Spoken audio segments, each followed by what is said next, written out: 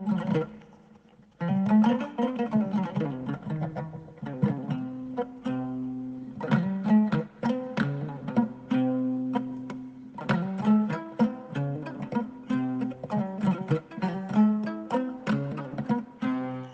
hire mon weltare ɓiɓɓe fulɓandu diine ma feddeɓe sukaɓe afrique o beltanama e kuuɓal debbo e gorko suka e mawɗo yon gone jaam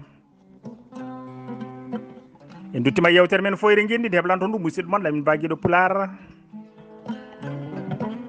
bandiraɓe tedduɓe ene saahe fawe ne fawe saahe ne famde yeɗe ne heewa ɗawe ne ɓuttide taw tiiɗani kono kadi hoto jejjiten ne sewa taw taƴani so wona no guendiyankoɓe leydi ɓuurata leydi bandum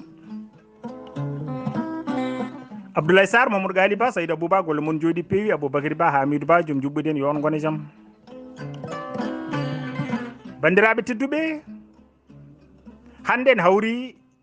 talata ma mbiyen mawbare 15 lewru mboyi hitandu ujunnaje ɗiɗi e nogas e ɗiɗi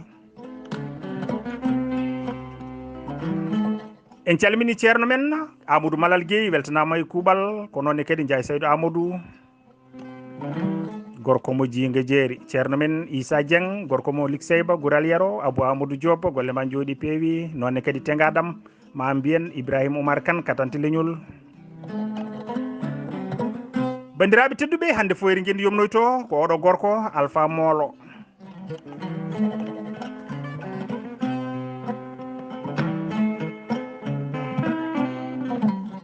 bandiraɓe tedduɓe so tawi won jambireɓe jejjita nder dartol Sénégal Alpha Molo Yaya Ibiyum Moussa Molo Balde ko hen jeeya gadano ko bamum ɗiɗaɓo ɓe laamima e yontaji jokkodirɗi laamadi fulɓe Fuladu ma Firdu laamadi Fuladu fuɗɗi ko hitandu ujunere 1967 caggal nde Kanakiri Mandeng ndi Gabuyene e nder kitale ma mbiyen e ɗen kitale fulɓe honnoɓe nder tundu Firdu murti calti hiɗende joom leydi en ɓen goni mandinkoɓe Gabu ni woni Alpha Molo ardina nden wolde salare jimadi e ɓittere laamadi Fuladu moftuno yoga eko wiyete hande Haute Casamance woni jeeri Casamance Alpha Molo kaɓanaɗo weltare Fuladu jibini Alpha Yaya Molo Balde ko bañowo goto ngana mandinke biyeteɗo Malal yumakko ko pullo biyeteɗo Egge o jibina ko to wuro wiyetengo Sula Bali dartiyankoɓe kawri yettode makko ko Coulibaly ɓe mbi ko ɗum wonno yettode baba makko ummoriɗo laamadi Mali e fawade e aada fulɓe Fuladu o yetta yettode yummakko ngati baba makko wona pullo bandiraɓe tedduɓe helmere Molo nde ɓe mbi seeka koye gollal molade ngati baba makko nde ari Fuladu mooli koye juuɗe guelajo Balde Dimo Galo kewɗo jawdi e nder Firdu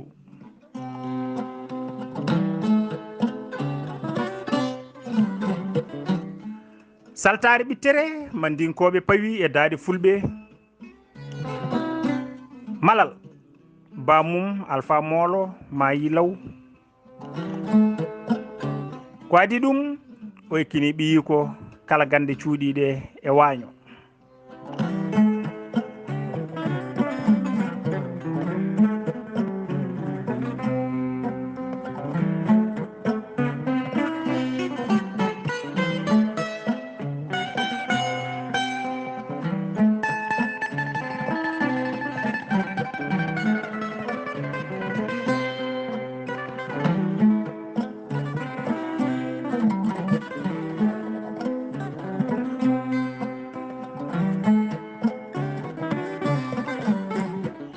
bandiraɓe tedduɓe ni woni mbiɗen caggal ɗum ko guelajo balde nehimo law Alpha Molo laati bañowo ngana teskaɗo nder diwan o fof o waɗi cukaku makko ko ɗon o seedima ɓittere fulɓe ɓitta e caɗele ɗe mandinkoɓe gaabu pawi e daade fulɓe ɗe golle doolam doolagu service aji puyɗi guyka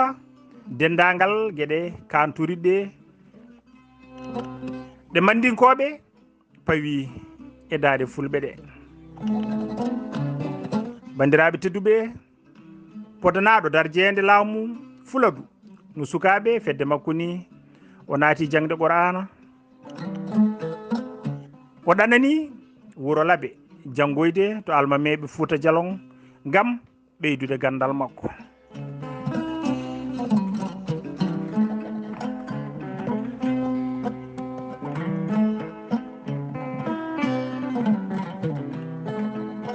ni woni bandiraɓe tedduɓe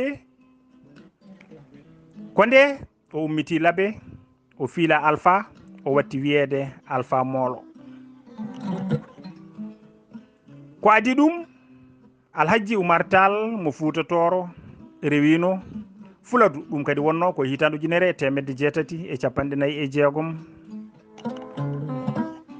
ko nden o fodani Alpha Molo darjede laamu o wi mawlato kubnowo wellitare leydi makko ko nden o wi Alpha Molo aɗa rondi hakke wellidde fulɓe gaabu ittaɓe e jimadi mandinkoɓe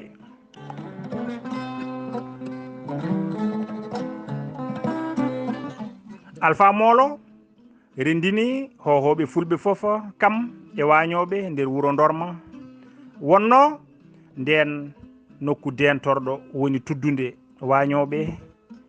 Fuladu ko ɗon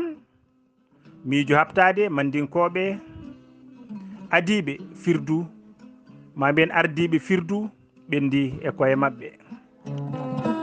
ni woni Alpha Molo e harbiyankoɓe mum puɗɗi hirjinde yimɓeɓe ɓe tawtora kareli pamari ɗi almameɓe Fouta Djalon ummanino fewde e mandinkoɓe wartade ɓurani rewɓe mandinkoɓe wattede horɓe fulɓe e on tuma laamadi gaabu tawi fuɗɗima destade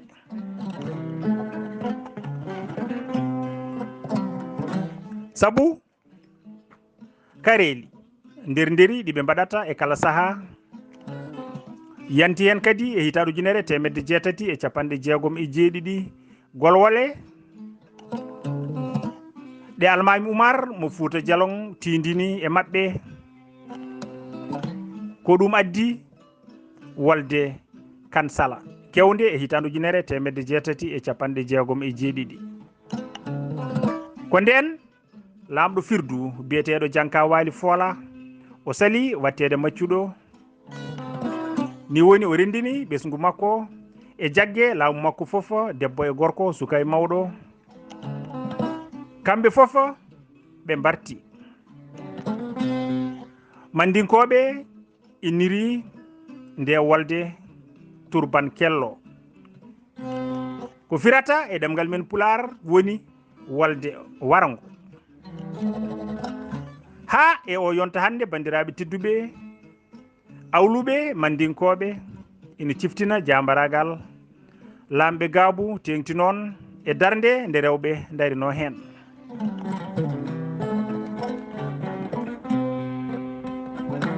bandiraɓe tedduɓe balɗe dabɓe kadi Alpha Molo yumtinde yidde mum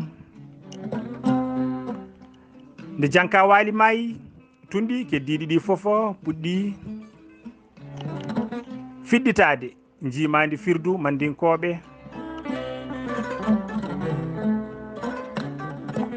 ɓe jumtini golwole almameɓe Fouta Djalon koye kan gonka Alpha Molo e wondiɓe mum ummani haare fewde e lamɗo Mandinke biyeteɗo Kekuta Sona ɓe jogui ɗon laabi kewɗi ko adi nde ɓe polata Kekuta Sona ko nden hankkadi Fuladu wonti ne hande laamadi Fuladu tuggude e hitande ujunere temedde jeetati e capanɗe jeegom e jeenayyi ha ujunere temedde jeetati e capanɗe jeetati Alpha Molo haaɓi koye koninkoɓe Fodé Kaba Doumbouya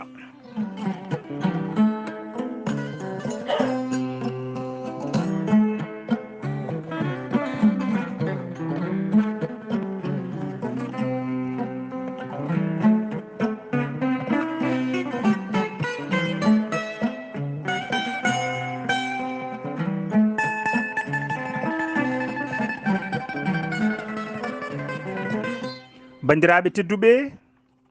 mbiyen kanko fofo e wonde pertanɗo dawrugol e golwale o dañani jofnude golle makko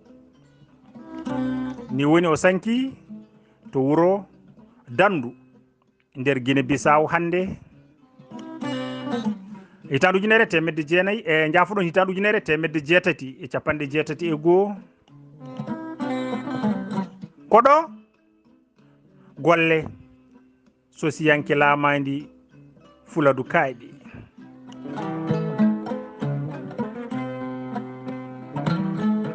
bandiraɓe tedduɓe on yonta tawi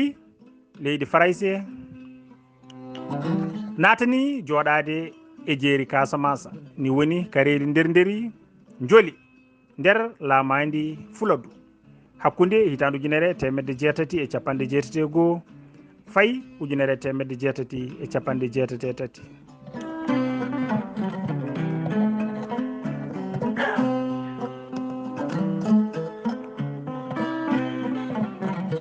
Kareli hakkude Moussa Molo e babiraɓe mum ɗiɗo Bakary Demba e Dikori Demba mo woni e mabɓe foof ina yiiɗi lomtade Alpha Molo bamum Moussa mawnum Bakary e Dikori bandiraɓe tedduɓe Moussa Molo dono bamum jibini Moussa Molo ko Alpha Molo yummakko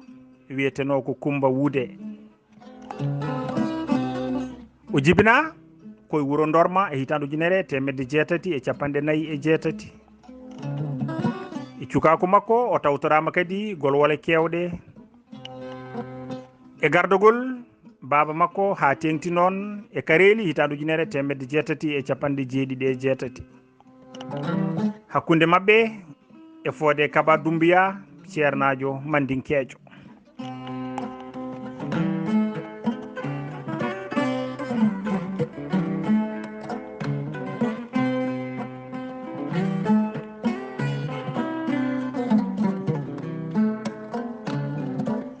ni woni e nder ɗum ɗon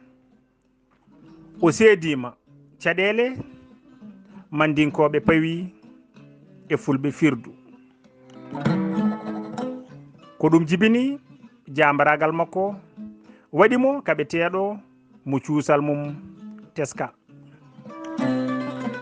e hitande ujunere temedde jeetati e capanɗe jeetati e tati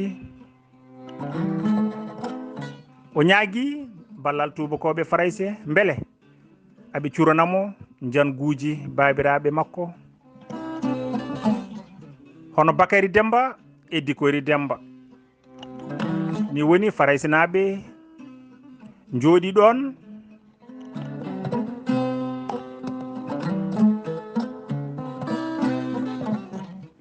koto wuro wiyetengo Sédhiou bandiraɓe tedduɓe juɓɓudi ballal ngal e jobdi mum nde o heeɓi laamu e hitande ujunere temedde jeetati e capanɗe jeetati e tati o sifodiri e Faraysé e gardugol liyetina lenoir to wuro wiyetengo Janna Malayri. Nanodiral molare ngal nanodiral bandiraɓe tedduɓe waɗi laamadi leydi Fuladu less jimadi leydi Farayse. Ko ɗon hankadi mukumaka fuɗɗi hakkunde makko e tubakoɓe nde wonno Moussa Molo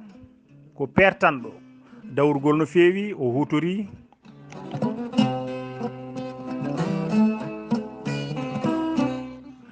o hutori ngal nanodiral ha fooli ɓiɓɓe bammakko en yinnoɓe tettude jappere makko jooɗo hen. Kono kadi omo faami no Farayse yiɗiri hutorademo ha wawa jimde diwan jeeri Casamance foola ɗon e ngele en e Portugais en.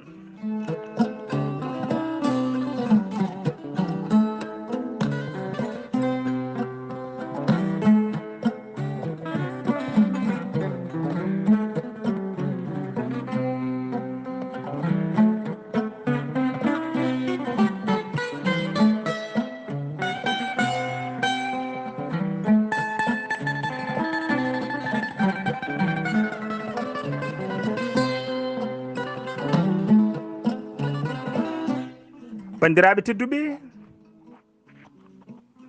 ko ɗum tagui e yonta laamu makko e yiddemo fandinde godadi laamu makko.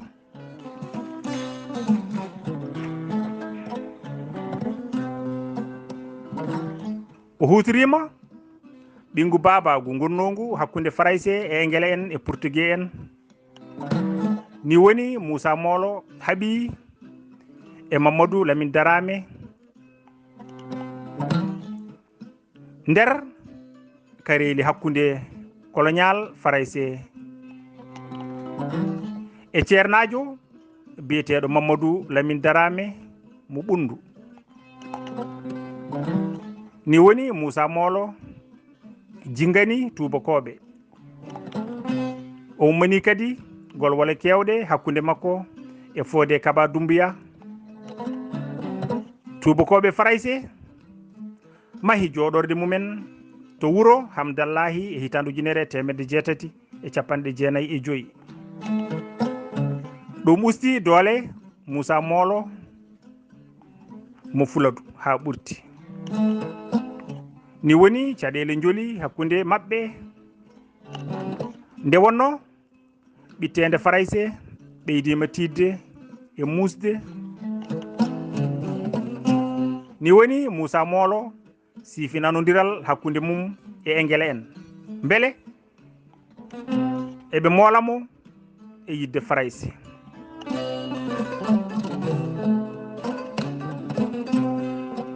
Ni woni bandiraɓe tedduɓe Farayse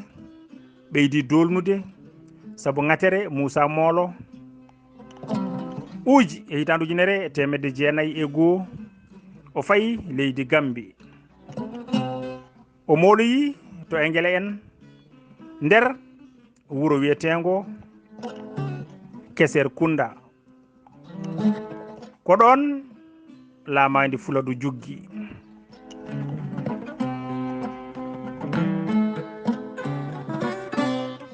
Bandiraɓe tedduɓe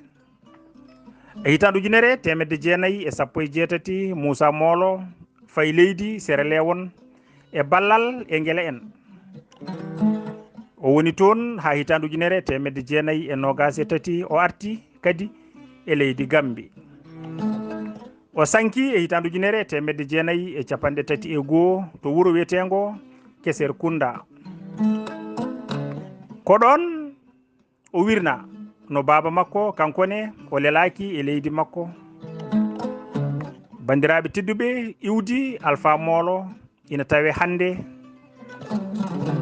e nder leyɗele ko wayno Gambie, Guinée Bissau e Sénégal.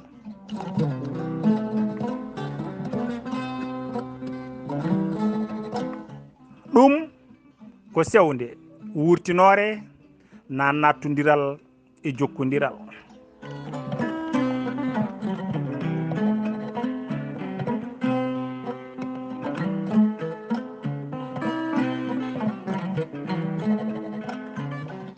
Mbiɗen bandiraɓe ɗum ko sewnde wurtinore na nattodiral e jokkodiral leƴƴi e ɓesguji Sénégambi.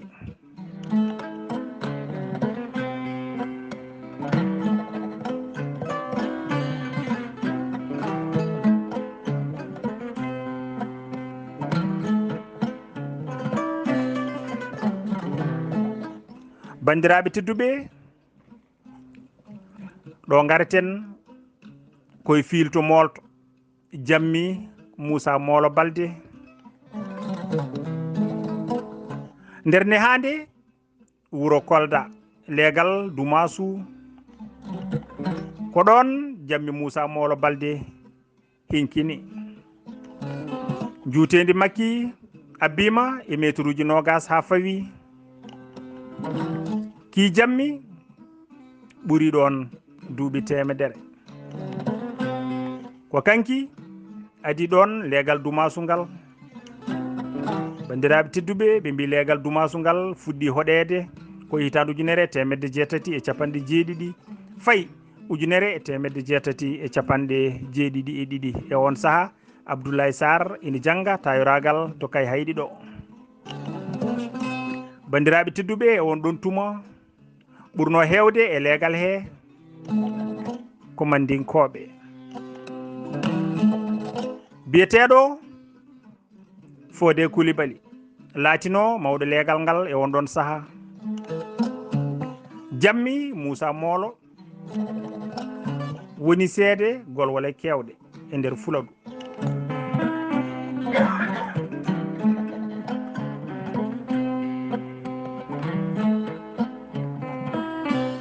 e yontaji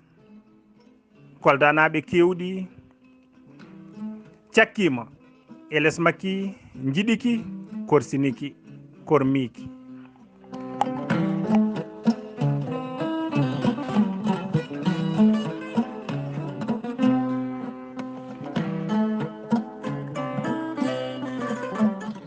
bandiraɓe tedduɓe, so Kolda woni lamorgo Fuladu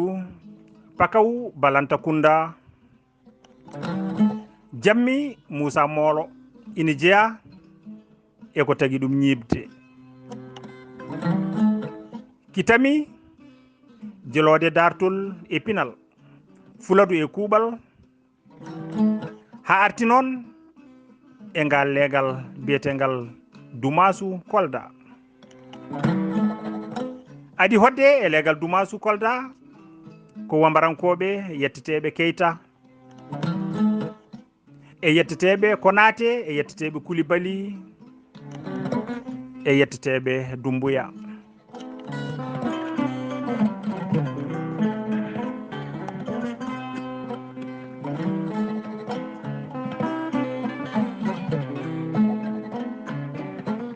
ɓeɗon ɓe kalɗen bandiraɓe koɓe koninkoɓe suusɓe jambareɓe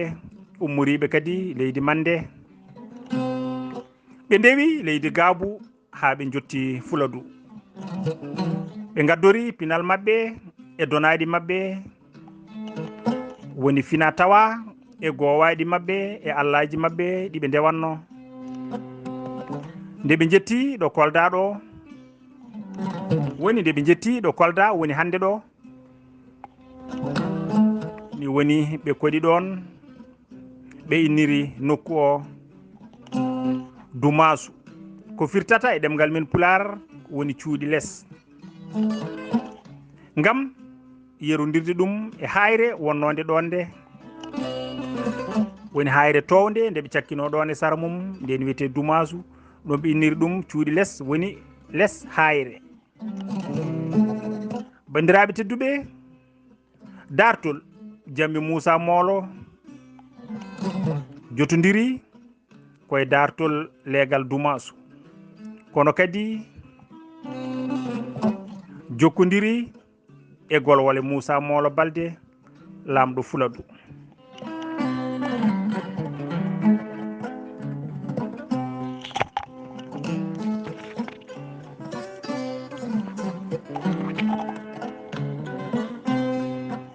ni woni bandiraɓe tedduɓe nde Moussa Molo lomti bamum Alpha Molo Balde e hitandu ujunere 1971 nde fooli babiraɓe makko sawdiɓe woni Bakary Balde e Dikori Balde o rangani yañude laamadi o roni e baba makko Alpha Molo ni woni o watti yaade omo hona omo rugga jawɗele e leyɗele mandinkoɓe tuma goto kanko e koninkoɓe makko ɓe gari Kolda tawi ɓe tampi ni woni bandiraɓe tedduɓe o yi jammiki ina wifni cate mum jaaɗe ha keeɓi leydi ko ɗon o felliti wattude jammiki foftorde makko ñallirki makko batirki makko koye less makki kadi Moussa Molo Balde yewtirno e hohoɓe Fuladu Pakaw Balanta Kunda kuuge kewɗe Moussa Molo ƴetti ɓulna koye leski jammi tugi on tuma ko laati waynorde mami lekkiki ki laati waynorde so koninkoɓe ina jaaha haɓoyede soɓe pooli soɓe poolama ɓe gartat kadi ha e less makki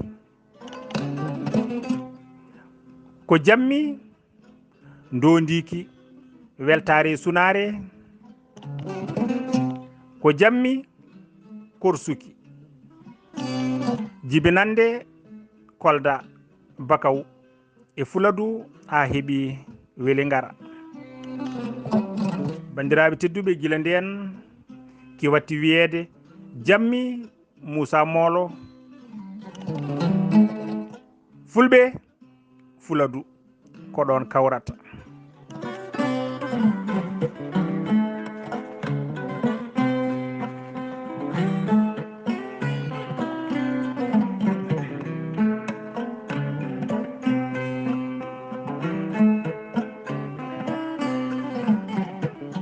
bandiraɓe tedduɓe kiɗo jammi eki waɗi cuundi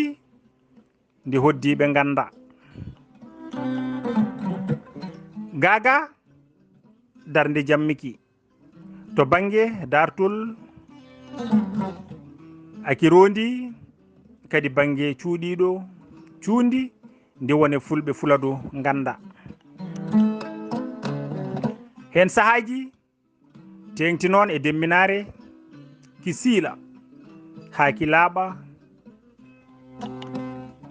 cate caama hay fobre makki fera ha yimɓeɓe cikka koki mayki ko nden tan hoɗɓe e saraji makki doɓinto cate mayɗe ɗe jaaha kuɓɓoya kono so demminare fuɗɗima mayde ki wilta ha ki ɓuura no ki wano adanni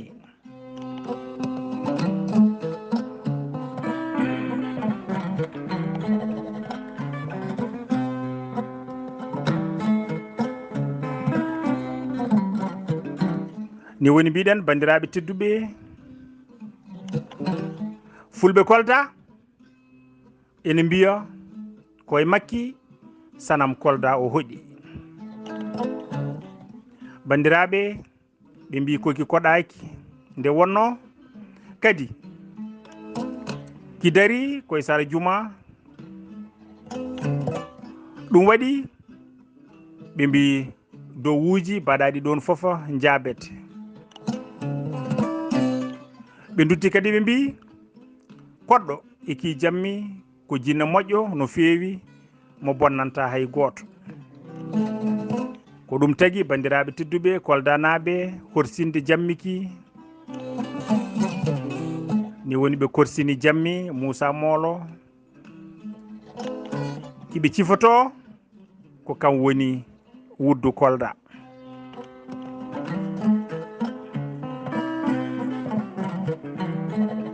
bandiraɓe tedduɓe kiiɗo jammi ala miijotoɗo fejjudeki walla ni soppude e makki hay soko berama defol. bandiraɓe tedduɓe ene waɗi kadi kawis goɗɗo on kawis wiyete ko feƴƴa wurtini hoore mum. feƴƴa wurtini hoore mum wonko waɗi ko hawni ko hawani Allah koldanaɓe ko jangtoto ɓe mbi e yonta koloñal tubakoɓe ummaninoma feƴƴudeki kanki jammiki ɓe noddi lawɓe ɓe jooɓi ɗumen kaalisa heewi e gardugol tubakoɓe addorɓe kaɓirɗe mumen ko wayno jambe e jaasiji e risuji. ni woni bandiraɓe tedduɓe koldanaɓe eti endi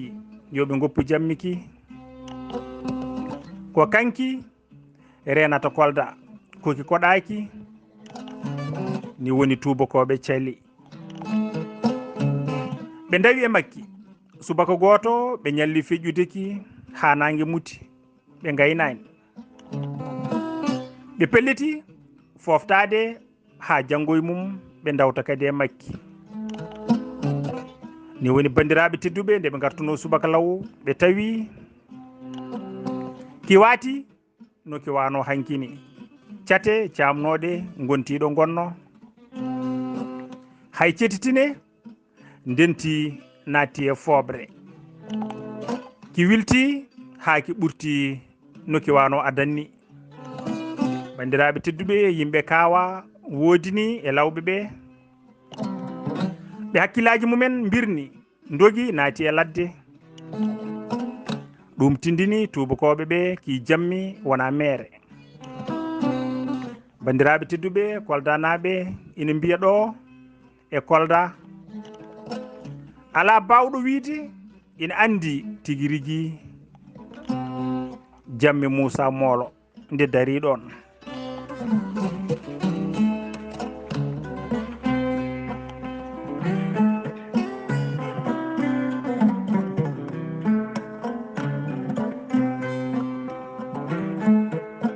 bandiraɓe tedduɓe ha joni ɓe mbiyo wurɓe fuladu foof jibina tan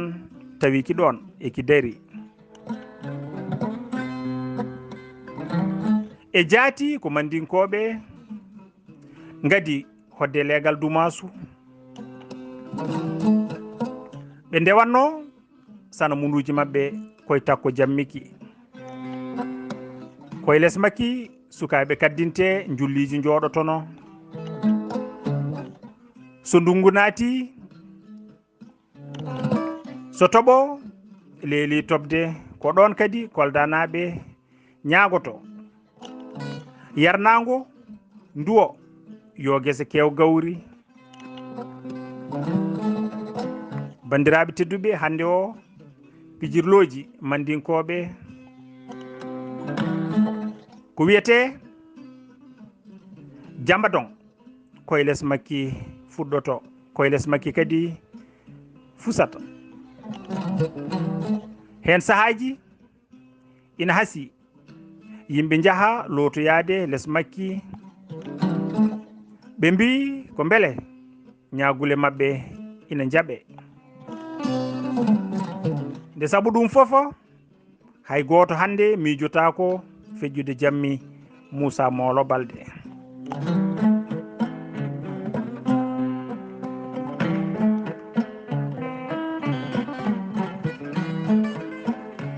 bandiraɓe tedduɓe on beltanama e kuuɓal wonno ko yewtere men foyre gendi e sawtowol musidɗo moon Lamine Baguiɗo Pular eɗen dowaɗo yewtere men ha ñalawma paaɗo so jomiraɗo haaji yo on gone jaam.